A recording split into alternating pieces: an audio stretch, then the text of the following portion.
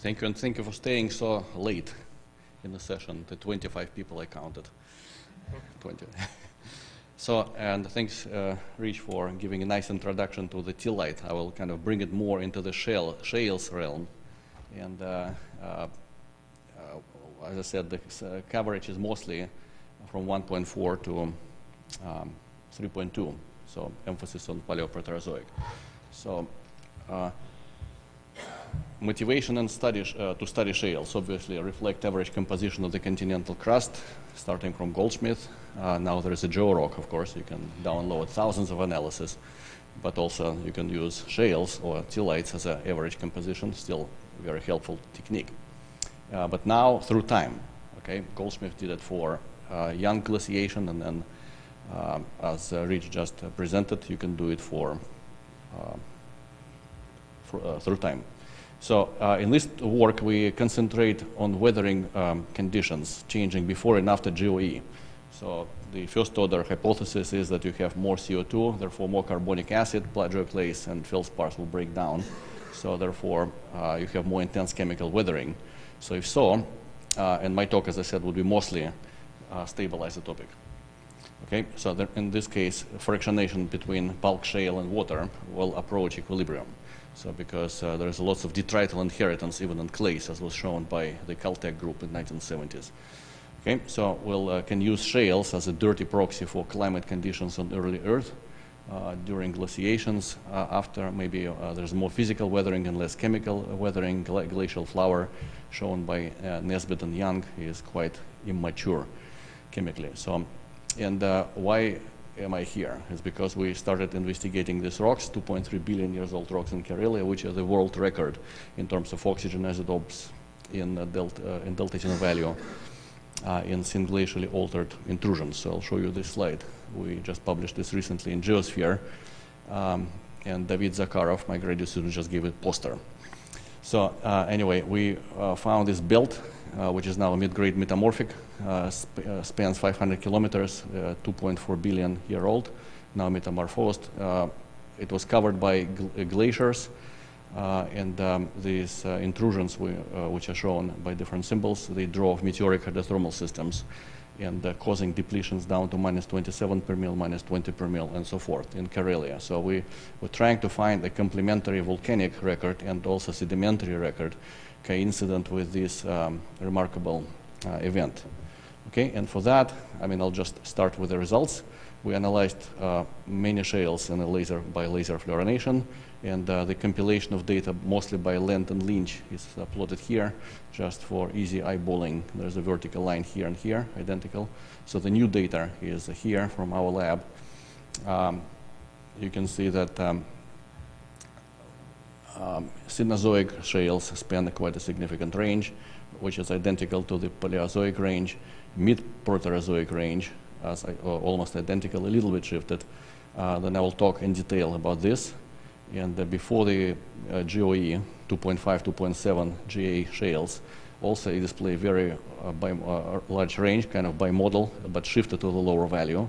And we have insignificant number of samples from 3.1 to 3.2. These are kind of lighter with respect to oxygen. Okay, I'll show like variations of this graph very soon. So what we did, we analyzed about 150 shales spanning this time interval from drill cores in South Africa, Canada, Russia, Botswana, Namibia. Excellent collection which Andrei Bekker has and been working. We're using multiple methods. So we did triple oxygen isotopes. It didn't prove to be super helpful. Then all this analysis at the stable isotope lab at Oregon, and the online analysis at the University of Manitoba. So we are in the process of determining quartz versus mica by XRD, because quartz and mica fractionate oxygen differently, and therefore there's also different detrital inheritance in quartz compared to mica. Then a little bit of thin section work, because these are mud rocks, hard to see anything. Then major and trace elements by XRF and ICP-MS to compute CIA and chemical trends through time. Okay, so here's my clock, which I designed before this meeting. So physical weathering and igneous delta 18O values of +7 per mil is here. So as chemical weathering proceeds, it goes to very high values, but in nature, physical weathering never achieve the complete chemical weathering, even in clays. So the shales are somewhere in this area, depending on the proportion of detrital versus chemically weathered material. So therefore, we can use it sort of as a dirty proxy for weathering intensity in shales. We can also correlate it with chemical index of alteration, which is the ratio of aluminum to aluminum plus sodium, potassium, and calcium. Okay, and that's basically measure how broken your feldspars are and how they are transformed into clays and secondary quartz. Okay, let me first explain how it might work. So most weathering in the modern world occurs in the tropical environments, as we know. But tropical environments have a higher temperature, like 27 degrees. I picked up this number. Let's say Oregon and Kamchatka or somewhere in this area, temperatures are colder. Just forgive me, I put 2 degrees just for the purpose of fractionation. At lower temperature, you get greater isotopic fractionation. So the net product, the shale, will be the same, which is kind of a beauty. Nice result. So in the low to mid latitudes, you obtain approximately the same delta TNO value of clays.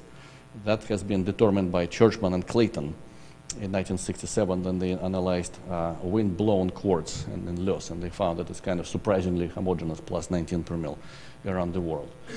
So once you get into the glacial environments, first of all, there is very little weathering, and plus isotopic fractionations because of the temperature is low. And water is particularly light. I haven't mentioned that there's a hydrologic cycle here as well. So the water is becoming light at mid-latitude, but it's compensated by the fractionation factor.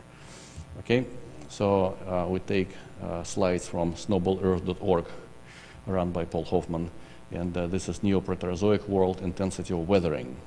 You can see that most continents are located near the equatorial latitudes. Nothing is near the poles. So we worry about only weathering at low to mid latitudes.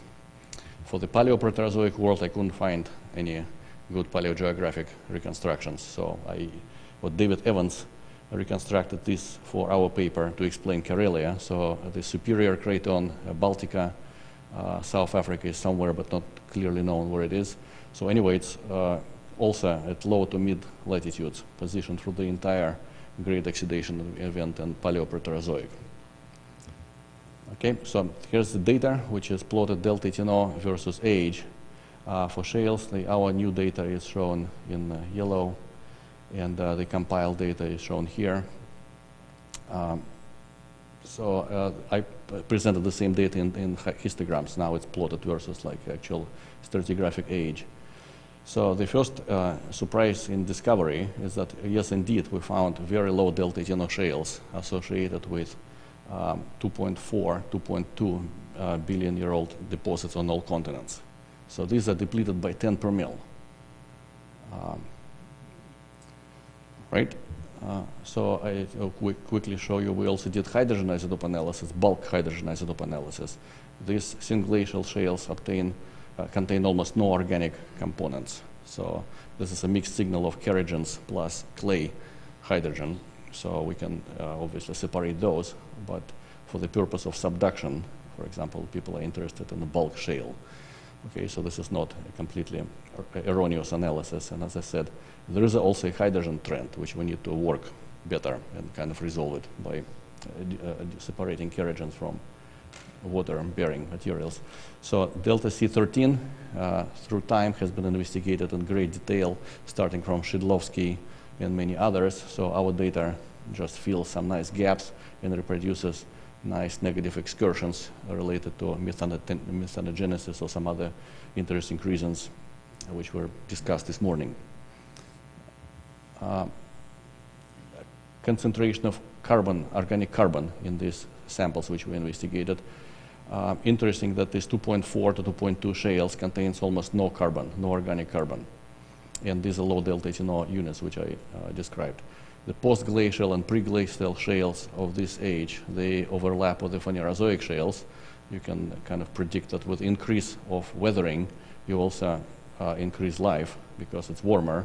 The shales, clays are deposited into the blossoming ocean, capturing these organic materials. Okay, so the environments for these shales, again, I stole it from Paul Hoffman's diagram. That's exactly what it is.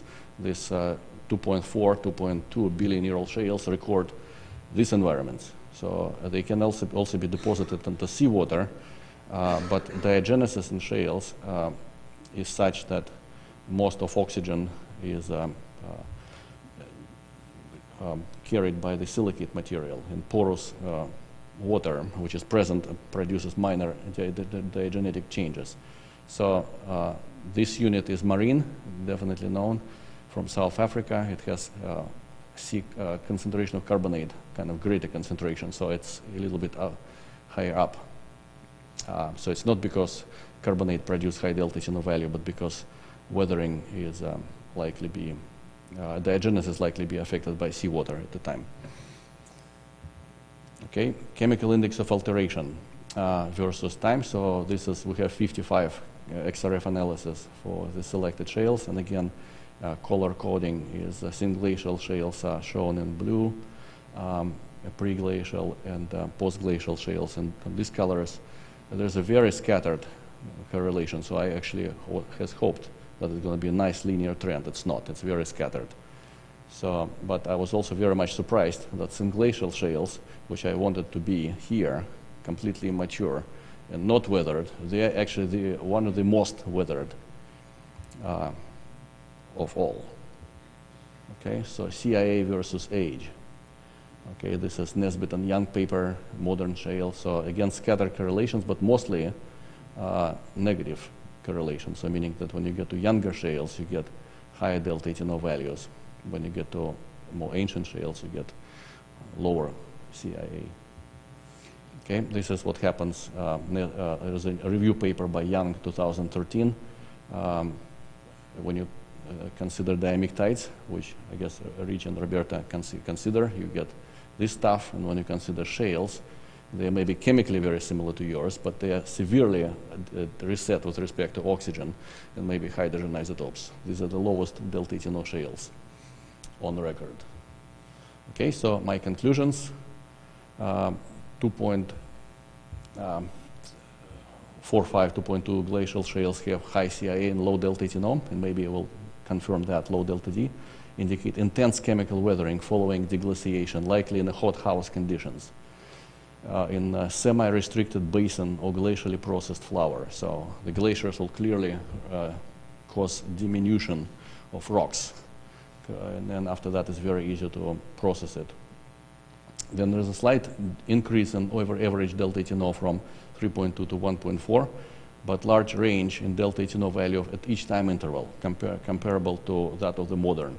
So original idea was that in the Precambrian, before the rise of atmospheric oxygen, you have a lot of CO2, and therefore weathering would be more intense.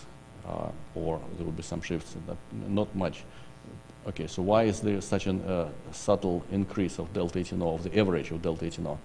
Well, there are several reasons. One is a lower delta HNO value of seawater with time, which is, if Karlis Mullenbachs were here, he would just yell and say that's not true.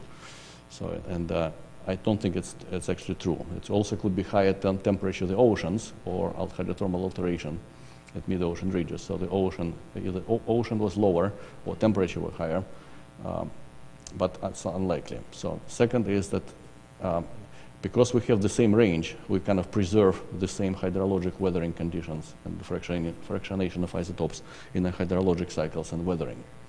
So the second reason, which is very likely, it's a rock cycle. With time, we continue recycling sedimentary rocks. We kind of scrap them in subduction zones, turn them into metamorphic rocks, uplift, erode them again, but heavy oxygen will stay behind, so we will not subduct it. So we'll progressively sequester high delta HNO components, and then shales on average will become heavier in delta HNO, although range would still be the same. And there is also the factor, which is it may be decrease in mantle-derived versus crustal-derived rocks in provenance. So if we start eroding mafic rocks, we predominantly eroded mantle-derived rocks in the Archean, and now we primarily erode crustal-derived rocks, which are more silicic. So, and I will finish with this nice glacial flower conditions. And thank you, and have a safe trip home. Thank you.